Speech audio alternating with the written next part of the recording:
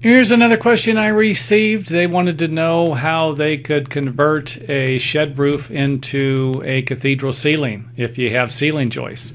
And this is kind of the setup that they're dealing with, and this would be a standard way to frame something like this.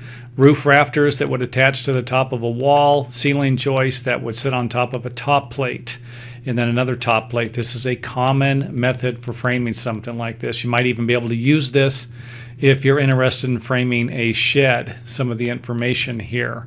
So let's go ahead and take a look at some of the problems you're going to have if you remove the ceiling joist, and that would be creating a hinge point on the wall here. So if you can imagine right now, we got a nice tight triangle. The ceiling joists are connected to the top plates, and this is actually holding the building together.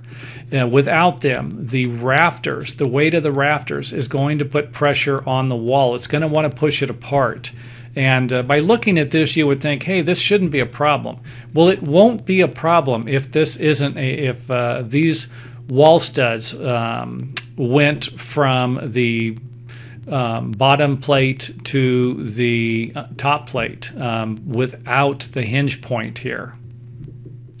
Without the ceiling joist, there's a good chance that the wall framing plates where it connects here, where the hinge point is going to want to push out. I mean, it could in some cases push in also. I mean, realistically, it could push in or out. That's why this is a structural nightmare, or structural engineer's nightmare here, a hinge point like this. So what you will need to do to get rid of the hinge point will be to build another wall next to it, and of course connect the wall to the exterior wall. So you can have the wall go right underneath the rafters, or you can cut a notch in the rafter, a seat cut in the rafter, and then have the framing plates go up. But something like this would be fine. You could always block it or put some type of framing hardware like a hurricane tie. I believe that's an H2.5 there. And connect the walls together, the existing wall and the new wall, with some type of hardware or some type of plywood connectors like these. And you could always use more of them. This right here obviously wouldn't be enough. You would need something like this here.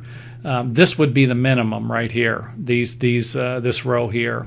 And like I said, you could always use straps or framing, other types of framing anchors and hardware also.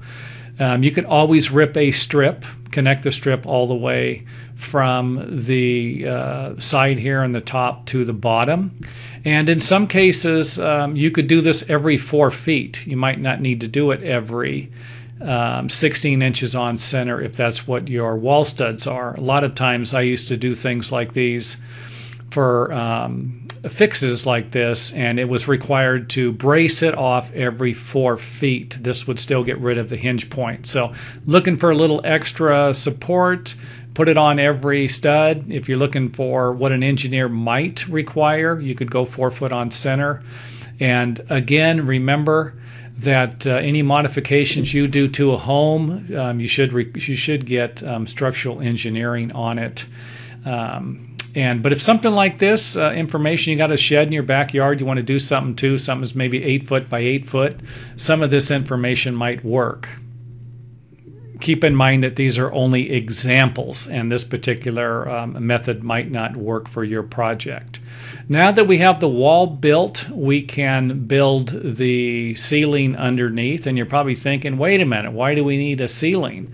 Well, you won't need a ceiling if the roof rafters will support drywall, but you would actually need to check out some calculations or some span charts. And you could probably get more information on that by typing in roof, rafter, ceiling span charts into a search engine. This might pop it up where the information will say if you have a span that's 10 feet or a rafter, a ceiling joist that's 10 feet, then it would need to be a 2x6 to support a roof rafter and a ceiling, something like that. This is more along the lines of what you're looking at. If you come to a building, it's an existing building, and the roof's already sagging, then you would need to add some additional supports to that. I cannot provide you with the lumber sizes for this because every project is different and the widths are different. So check out the span charts for that, and hopefully that will be helpful. Put a ledger, nail a ledger onto the wall, and then you can connect the rafters to the wall. And again, you could use some type of plywood supports or metal framing hardware to connect the rafters together. Something like this, I would recommend connecting both of the rafters together on every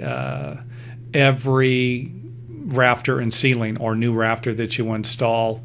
And this right here, I'll leave it up to you. You know, place them every 4 foot, maybe one every 4 foot might be fine. There's the ledger, and of course the supports again. Take a look at the other side. Existing roof, new ceiling, and of course you can use some hangers to attach the new ceiling joist to the ledger. And that's about it for this here. Looks kind of self-explanatory. Don't forget, as I mentioned earlier, I know that some of you guys and gals are getting tired of hearing it, but it's kind of to cover my own butt here. You know, any modifications you do to a home, you know, wouldn't be a bad idea to contact an engineer.